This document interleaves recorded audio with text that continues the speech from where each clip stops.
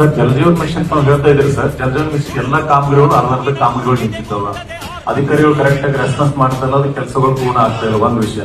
ಎರಡನೇ ವಿಷಯ, ಕುಡಿಯ ನೀರಿಂದು ಈಗಾಗಲೇ ಮುಖ್ಯಮಂತ್ರಿಗಳು ಸಾಹೇಬರು ಹೇಳಿದ್ರು, ಈಗಲೇ ಕುಡಿಯ ನೀರು ಟ್ಯಾಂಕರ್ ಹಚ್ಚಿ ಕುಡ್ಲಿಕ್ಕೆ ಹೇಳಿದ್ರು ಅಂತ ಹೇಳಿ. ನನ್ನ ಶಿವ ಸಾಹೇಬರು ಕೂಡ 2-3 ಸತಿ ಹೇಳಿದೀನಿ, ಎಲ್ಲಿ ಕೂಡ ಒಂದು ಟ್ಯಾಂಕರ್ ಕೂಡ ನೀರು ಕೊಡ್ತಾ ಇಲ್ಲ. ಇಲ್ಲೇ ಏರ್ಪೋರ್ಟ್ ಹತ್ತಿರ ಮುಖಂಡದಲ್ಲಿ ಪರ್ಸನಲ್ ಪ್ರೈವೇಟ್ ಟ್ಯಾಂಕರ್ ಹಾಕಿ ನೀರು ಕೊಡ್ತಾ ಇದ್ದೀವಿ. ಆದ್ರೂ ಕೂಡ ಪೇಮೆಂಟ್ ಮಾಡೋದು ಕೂಡ ಇನ್ನೂ ಪೇಮೆಂಟ್ ಮಾಡಿಲ್ಲ.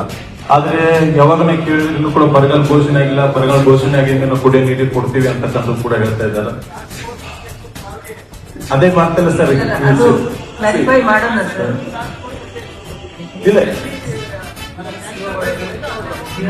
ಇಲ್ಲ ಸರ್, ಈಗ ನೀವು ಸಿಒ ಡೈರೆಕ್ಷನ್ ಕೊಡಿ ಸರ್, ಬೇಕಾದ್ರೆ ಅದ್ರ ಬಗ್ಗೆ ನೀವು